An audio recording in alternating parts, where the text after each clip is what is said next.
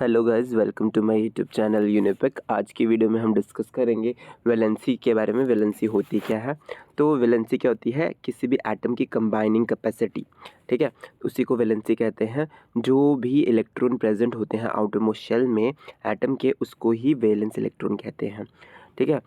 तो if an atom's outermost shell is completely filled, they are inert or less reactive and their combining capacity और valency is zero। तो अगर जो outer most shell में, अगर atoms के outer most shell में completely field है तो वो लेस रिएक्टिव होता है, और जो कंबाइनिंग कैपेसिटी है यानी कि वैलेंसी क्या है, वो ज़ीरो होती है, ठीक है। जो इनर्ट एलिमेंट जैसे कि हीलियम एटम है, उसके 2 इलेक्ट्रॉन्स हैं, तो जो उसका आउटर मोस्ट शेल है वो क्या होते हैं, पूरी तरह से भरे होते हैं। जो एटम्स जो दूसरे एलिमेंट्स के होते हैं उनमें 8 इलेक्ट्रॉन्स हैं, ठीक है। सो उनकी भी आउटर मोस्ट शेल फिल है, ठीक है। तो atoms having 8 electrons in their outermost shell is called octet configurations and are stable. जिस एटम्स में आउटर मोस्ट शेल में क्या होते हैं, 8 इलेक्ट्रॉन्स होंगे, उनको क्या बोलते हैं, ऑक्टेट कॉन्फ़िगरेशंस, और उनको स्टेबल माना जाता था, ठीक है। अगर एटम्स के आउटर मोस्ट शेल में वो कम्प्लीटली फिल्ड नहीं है तो वो क्या आएगा, अनस्टेबल। अगर कम्प्लीटली फिल्ड है तो स्टेबल और ऑक्टेट कॉन्फ़िगरेशन उसे कहलाएगा, ठीक है। तो it will try to attain stability by losing और गेनिंग और sharing the electrons with other atoms to attain octet configuration. तो जो अनस्टेबल है वो दूसरे एटम से स्टेबल होने के लिए लूज़ करेगा, गेन करेगा इलेक्ट्रॉन्स, या शेयर करेगा इलेक्ट्रॉन्स। 3 ही पॉसिबिलिटीज़ होती है ऑक्टेट कॉन्फ़िगरेशंस को बनाने के लिए।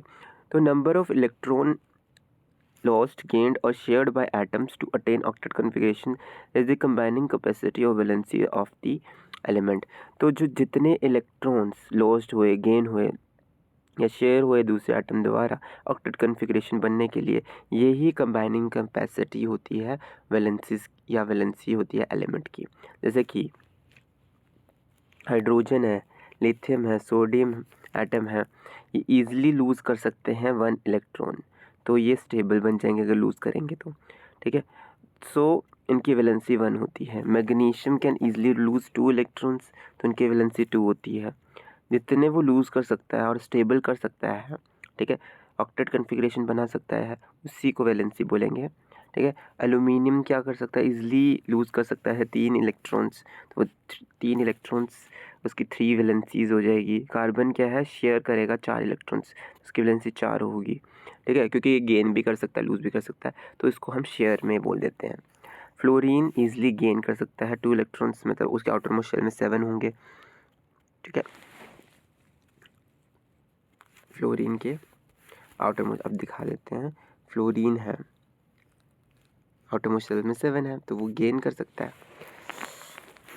तो उसके बाद है हमारे पास, उसकी वैलेंसी 1 है।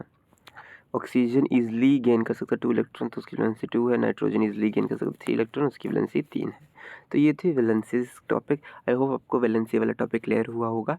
अगर आपको मेरी वीडियो पसंद आई तो लाइक कीजिए और मेरे चैनल को सब्सक्राइब कर दीजिए। Thank you for watching it.